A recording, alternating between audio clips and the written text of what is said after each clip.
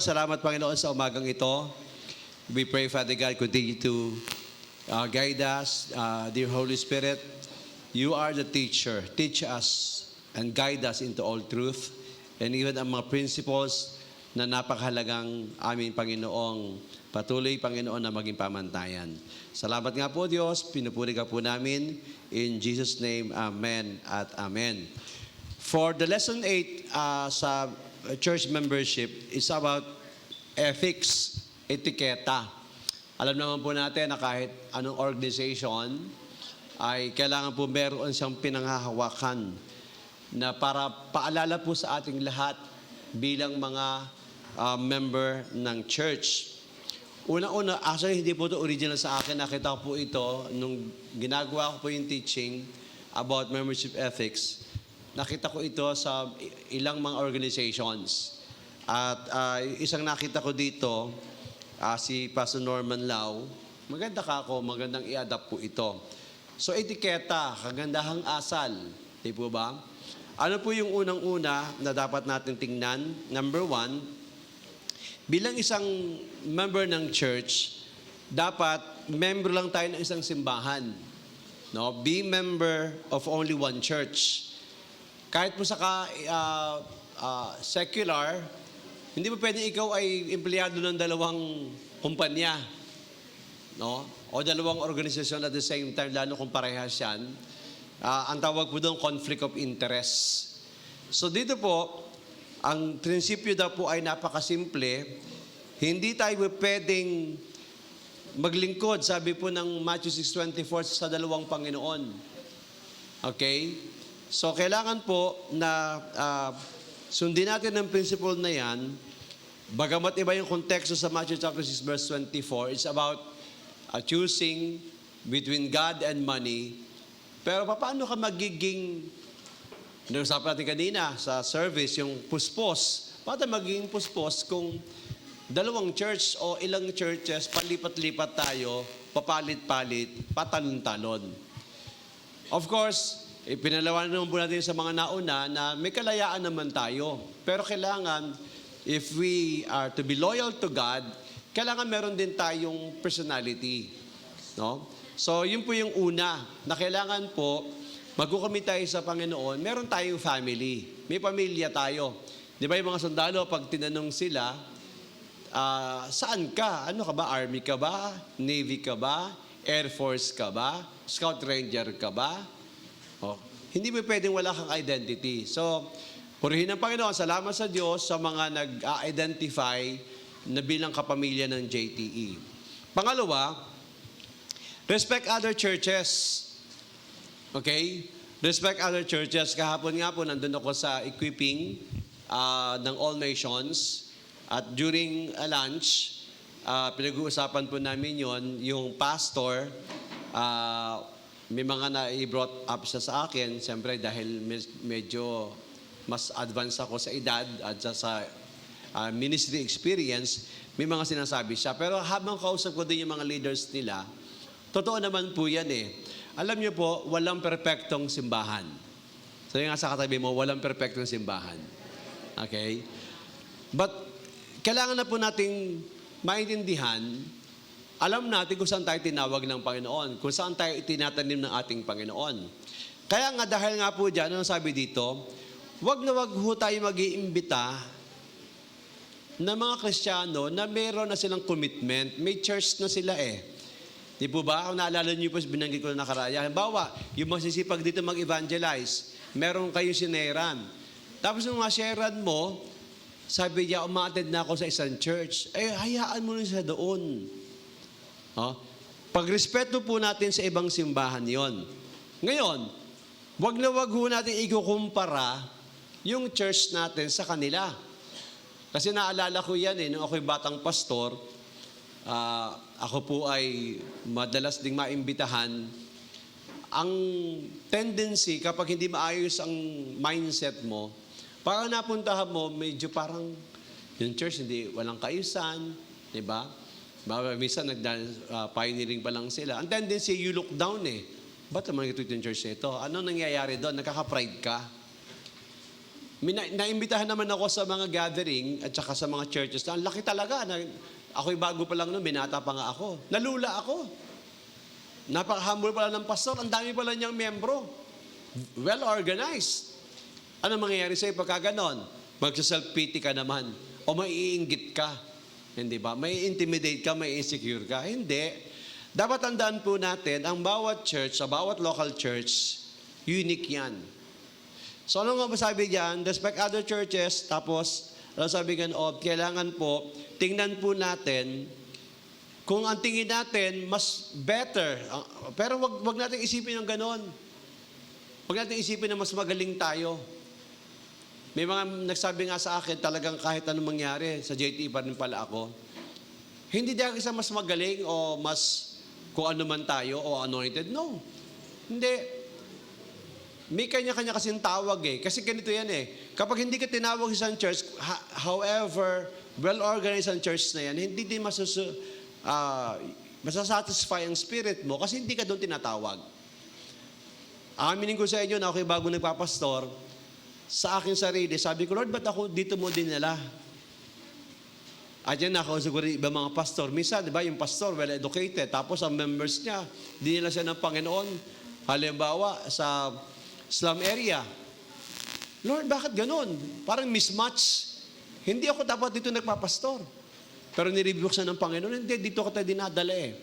Sana maintindihan natin mga kapatid, malayong malayo, napakadami magagandang church, well-organized, at may mga kilala ako na mga kaibigan, doon nag-a-attend ng kanilang pamilya, at sabi nga nila talagang very professional.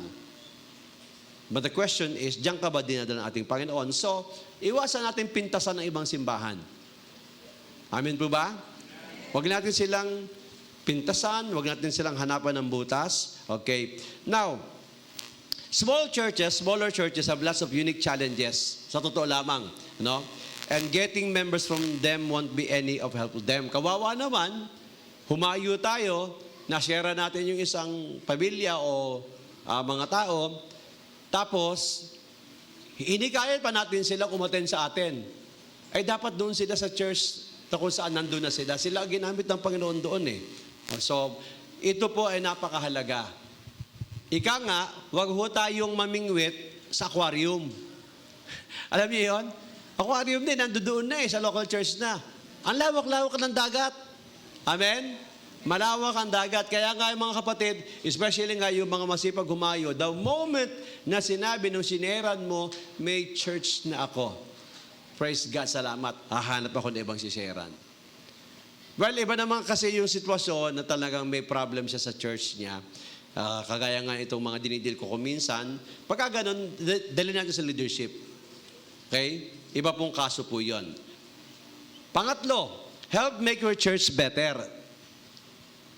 No?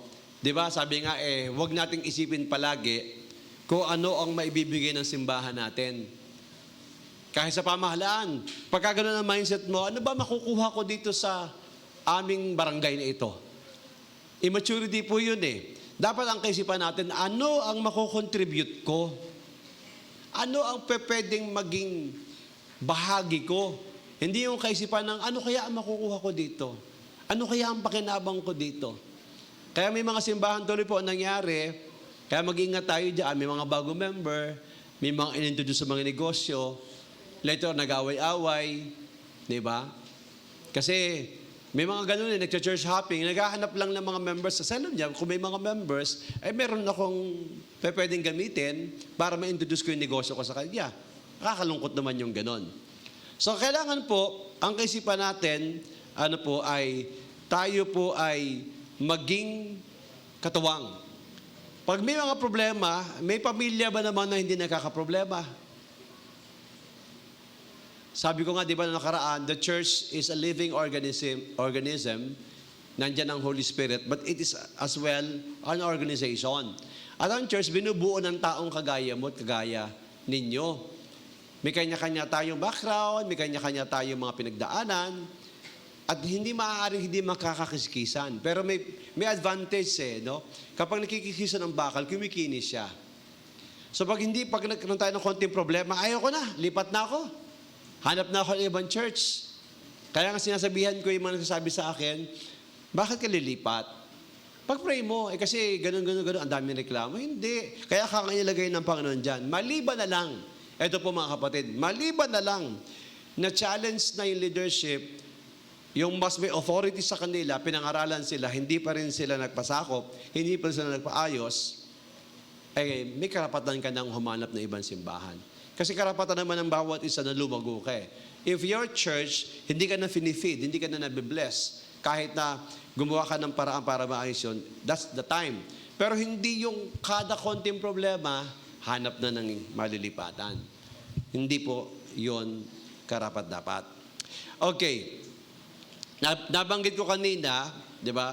Sabi nga, stop looking for the perfect church. Kung may ilusyon pa rin tayo hanggang ngayon, hahanap ako ng perfectong simbahan. Ano ang sabi? There is none. Sabi nga natin, walang perfectong simbahan. No? Kasi kung ang simbahan ito ay perfect, bakit nandito ka? Lahat kasi tayo hindi perfect eh. Walang perfect na pastor. Tama?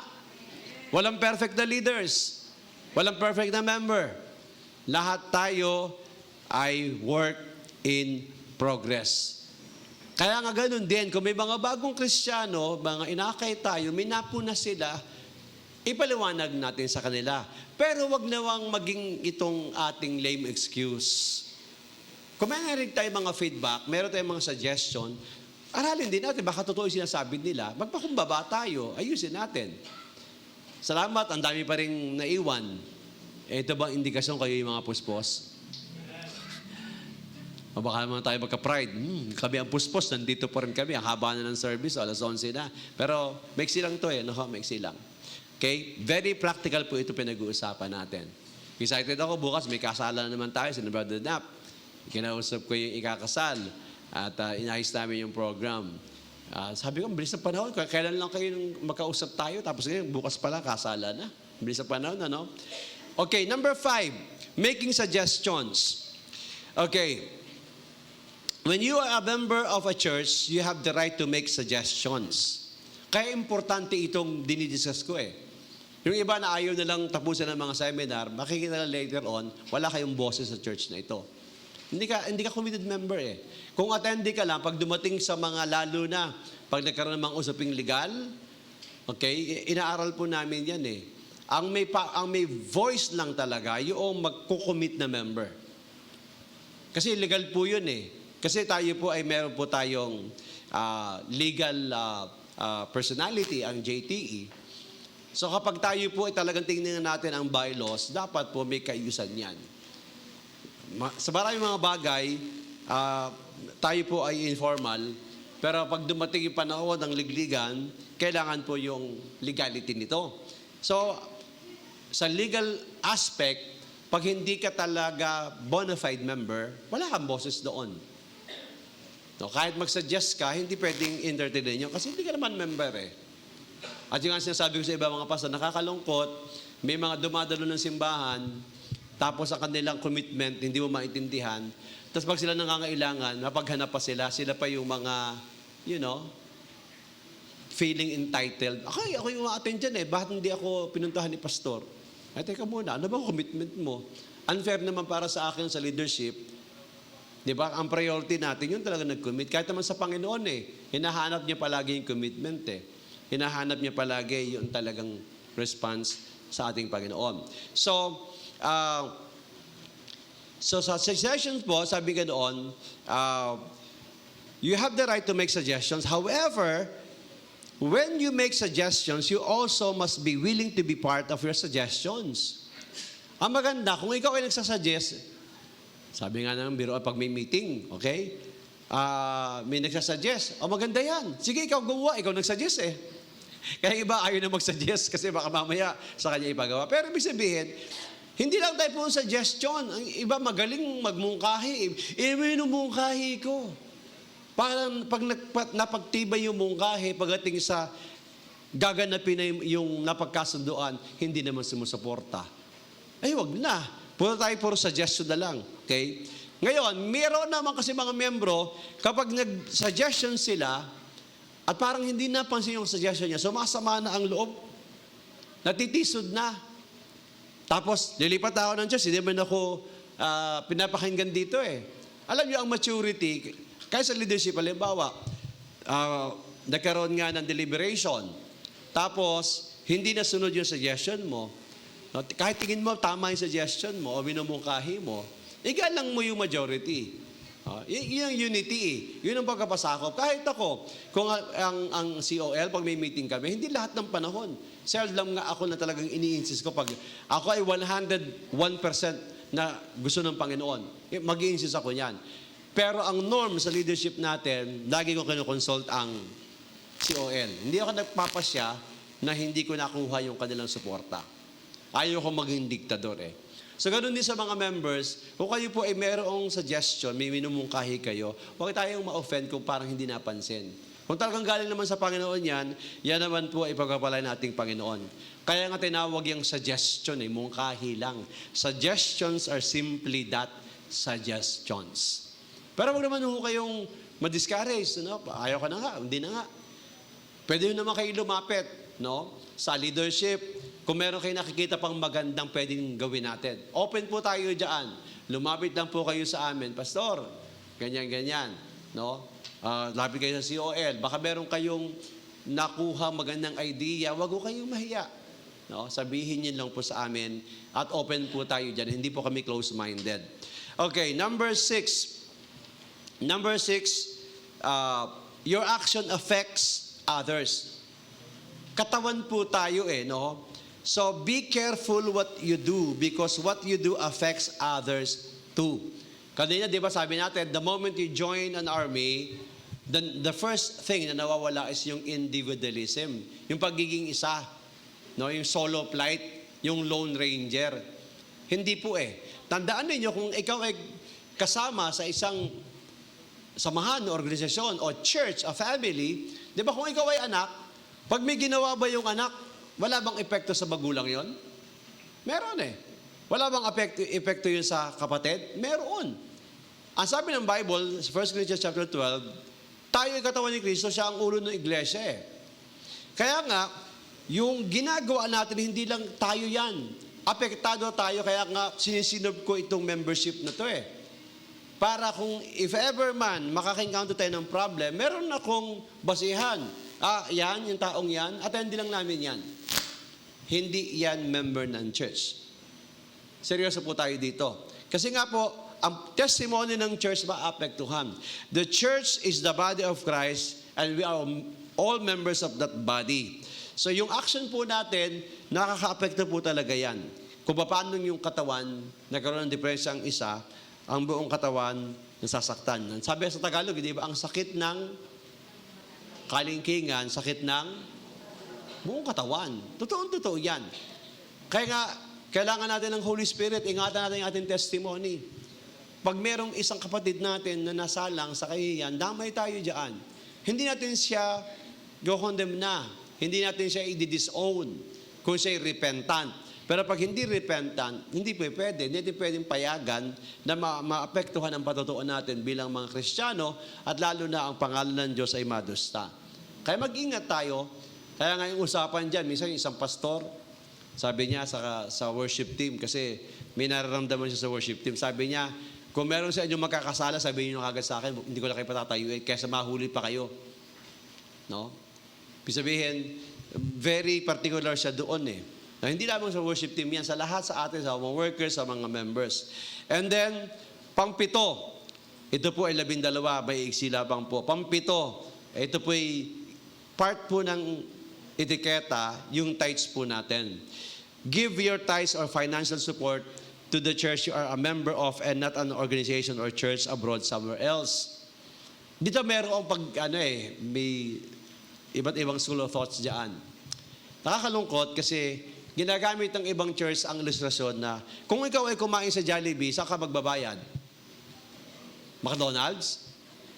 Kumain ka sa Jollibee, saan ka magbabayad? Sa Jollibee. Kaya yung iba, kapag may umattend sa kanila, kahit alam niyang may mother church ito, halimbawa, sa Philippine context, may umattend dito na taga Mindanao dahil dito lamang na-assign sa work niya. Hindi naman siya talaga permanent dito. Siya ba ay sasabihin natin, dito ako magbigay ng tithes? Saan dapat siya magbigay ng tithes niya? Saan? Sa mother church niya. Nakakalungkot, sa abroad, ganun din ang practice. Sabi nila yung ganoong prinsipyo, dito ka umaattend, dito ka kumakain, dito ka mag-tithes. Ako, pag may umaattend dito na bisita lamang or hino-host lang natin, hindi ko siya dito pagta-tithesin. Hindi ko sasabihin sa kanya dito ka mag-tithes. Offering lang pwede. Pero ipadala mo pabalik yung tithes mo kasi para sa akin, sala ang ilustrasyon na pag kumain ka sa Jollibee ka magbayad. Pwede yon sa restaurant, sa fast food. Pero ang church family, kung may anak ka, nagtrabaho yung anak mo sa abroad, doon ba sa abroad niya ibibigay yung kanyang sweldo? Hindi ba sa pamilya, kahit nasaan pang sulok ng Pilipinas yan, ipapadala rin yung tulong sa'yo. Kaya nga, mahalaga ito, family. No, huwag nating agawin yung church, yung tithes sa ibang church. Yung iba naman ang ginagawa nila, hindi ako masyado namimuli sa church namin nanonood ako kay Joyce Meyer. Nanonood ako kay Joel Austin. Doon ko ipapadala ang tithes ko. Mali pa rin yun.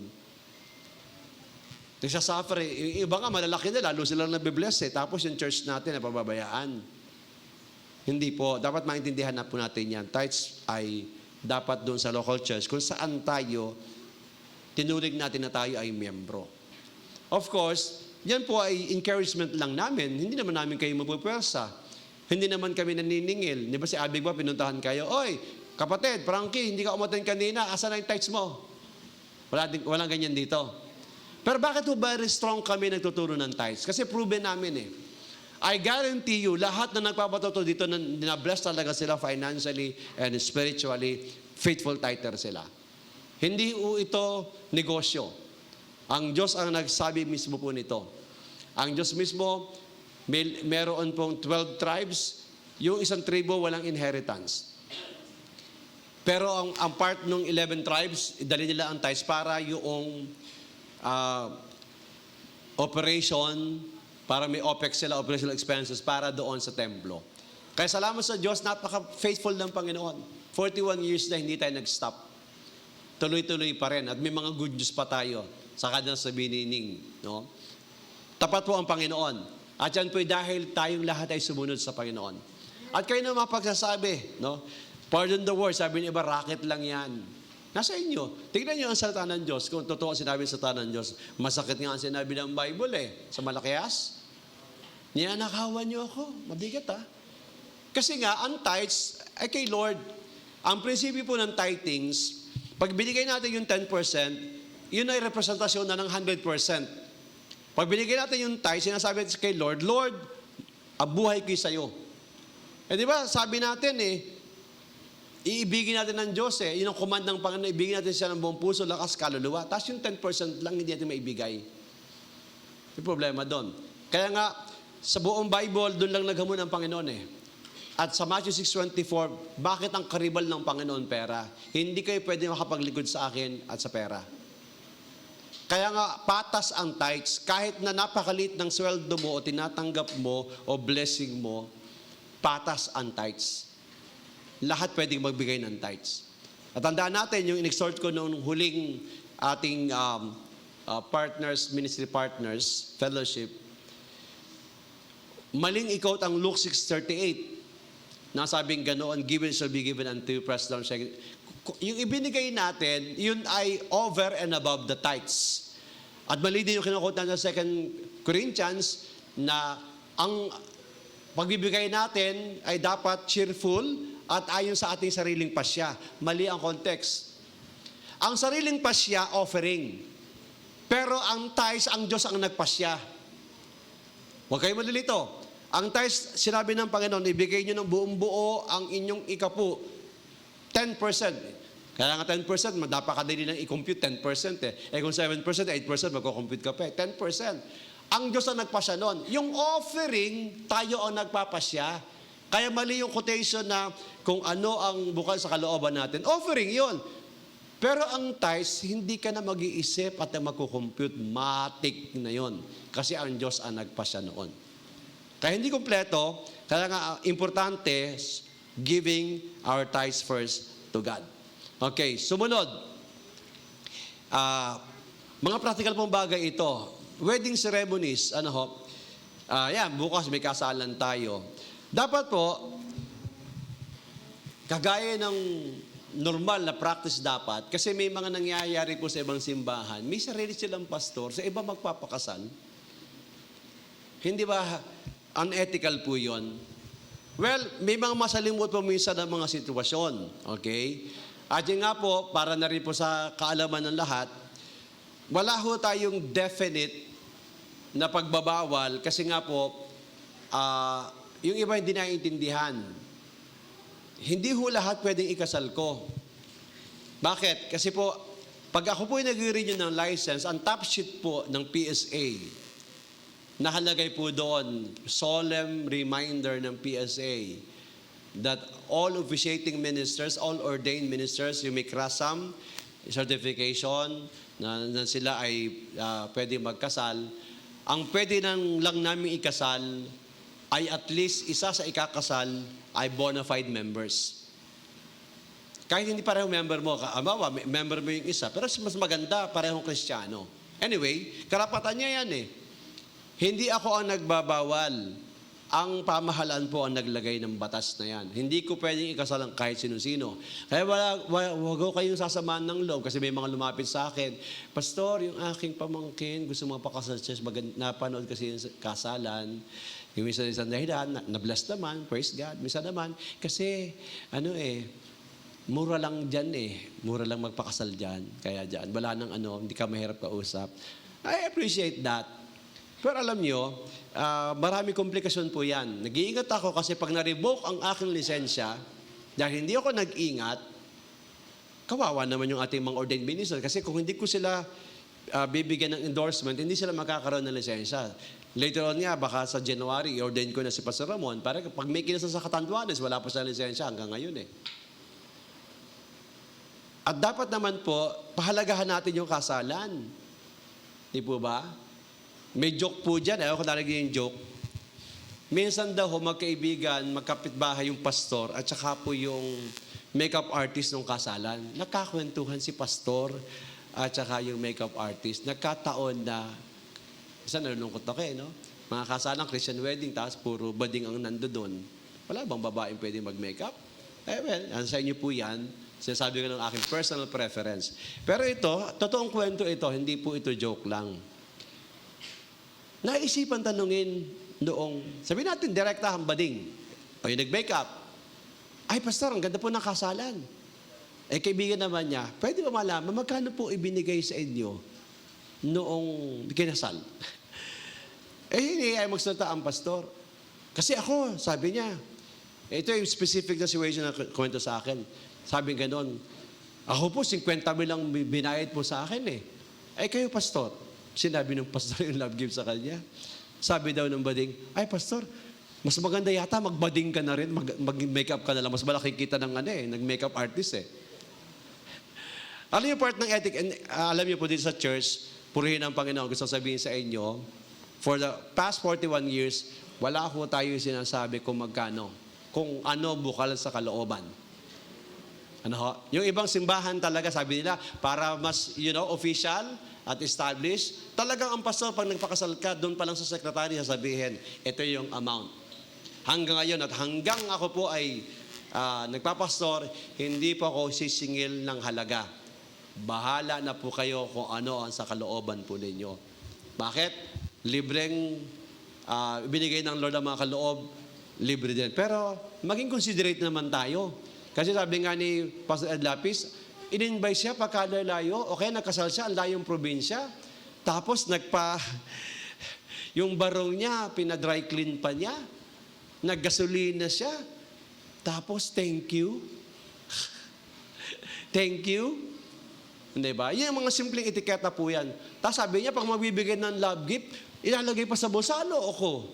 Hindi ba? Alam naman, dignified yun eh. Di ba?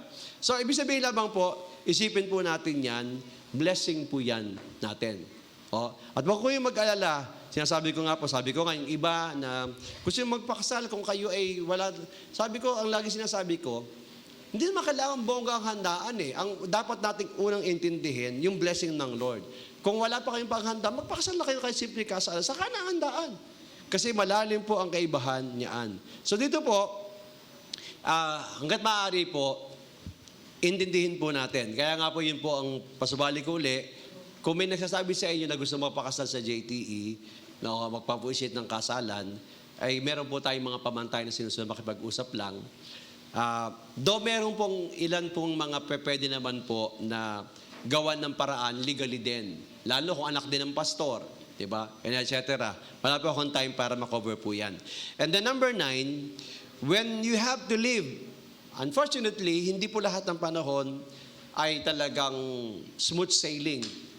Kausap ko nga yung isang pastor kahapon, pinapayuhan ko siya. Ang sakit ng kalooban niya, sabi niya kasi, kung sino pa yung very close sa kanya, yung pa yung nag-betray sa kanya. Tapos ang umamin yung ibang nakadiscover ng problem, siya ang dinuro, biglang dinate siya, inilabas siya, at nagsasabing binabaligtad yung version.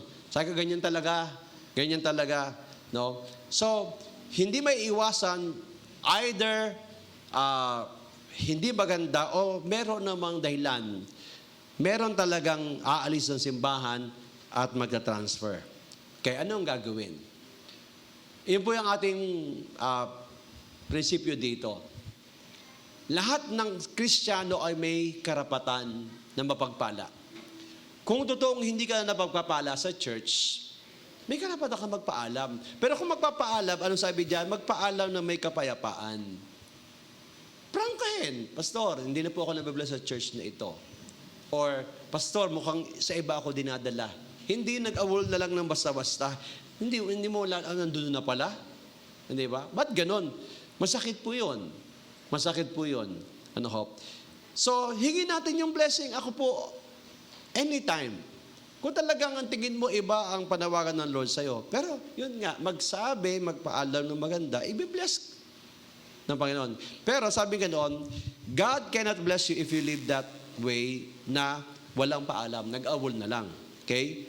And then, yun nga po, kung lilipat man ng ibang church, wag nawang atin ibabad mouth or sisiraan, pipintasan pa yung church at leaders. Ganun din po, pag may mga lumipat, yan po yung ating pamantayan. Wag nawa naman silang siraan yung church na pinanggalingan nila. I-close na po natin yan. Bawa may gusto lumipat talaga o may lumipat sa atin, pangaralan natin. Okay na. Huwag mo na ikwento kung ano yung naranasan mo doon. Ang mahalaga, ikaw. Diba? Yan po yung mga simple mga bagay. Kinakausap na po natin yung mga yan eh. Okay? And then, number 10. Okay. Escaping. No, do not leave a church simply because the leaders of the church confronted you of your sin. May mga ganon. Kaya, hindi na nagpakita sa simbahan kasi nakonfronta. Okay? Kasi kung hindi po nagmamalasakit ang mga leaders, hindi ka na ikukompronta eh. Sabi ganyan, they wouldn't waste time confronting you. Sa Galatians chapter 6, 1 and 2, yan po about restoration. At paalala din sa mga members, siguraduhin nyo pag may problematic na membro na huhulog sa kasalanan especially, huwag tayong mag-attempt na basta i-restore yung taong yan. Kasi ang warning dyan, ang pwedeng mag-restore o matulungan maibalik ang isang nagkakasalang miyembro o nagkakamaling miyembro o erring member is more spiritual. More okay siya spiritually. Bakit? Kasi ang warning sa Galatians chapter 6 verse 1 and 2, kung hindi tayo fit spiritually at gusto mong ma-restore ang isang bumagsak sa kasalanan, mag-ingat ka daw, baka ikaw ay mahatak pa. Bakit? Kasi may espiritu yan eh. So, yung Matthew 18 principle, hindi po ba, pag may nagkasala, komprontahin natin ng personal, in private, wag nating ipahiya. Pero kung biyan sa ating level, iangat natin. Wala tayong pagnanais na ipahiya ang sino man. Pero kapag hindi nag-repent, that's the time na kailangan dumutik tayo sa sukdulan. So yun nawa, kung tayo nagkasala o tayo man nagkulang, huwag tayong mahiya, magpakumbaba lang tayo. Ano ho? And then number 11, kung walang perfect church, wala din perfect pastor. Okay? Last 2. Do not leave a church because the pastor is imperfect. Be sure the church you are going to has an imperfect pastor too. No, God cannot use a perfect pastor because there is none. Walang perfect church, walang perfect pastor.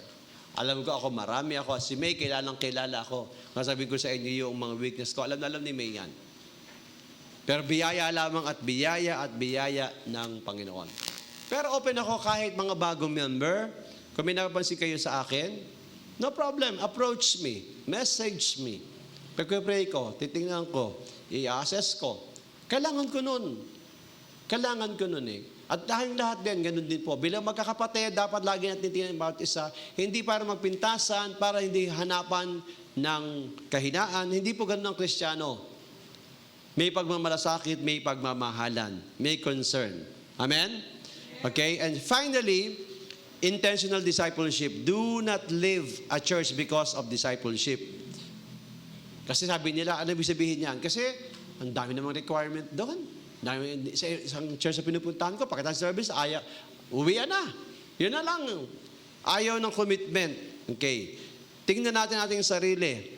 Ano ang dahilan kung bakit ayaw natin mag-church?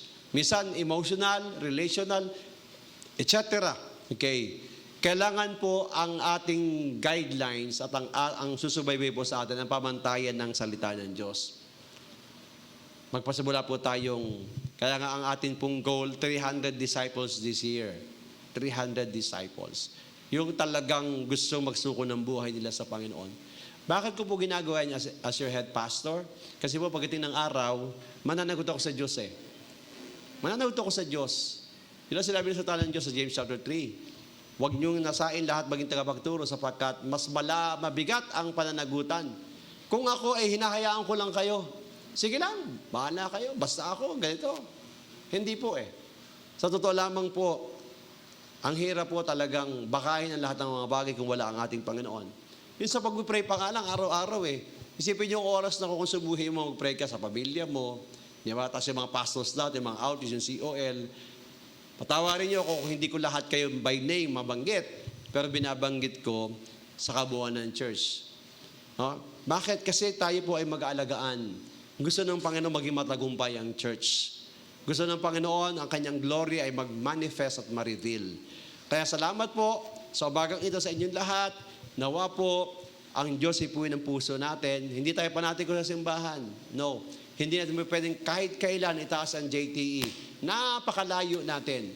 Pero ang mahalaga, alam natin, dito tayo tinawag ng Panginoon, dito tayo inilagay ng ating Panginoon, itaguyod natin ng panawagan na yon at magsama-sama tayo through thick and thin sa mga victories, sa mga defeats, sa mga kasayahan, sa mga kalungkutan, sama-sama tayo hanggang bumalik ang ating Panginoon. Salamat po muli sa inyo. Pagpalay po tayo ng ating Panginoon. Let's pray. Panginoon, salamat po.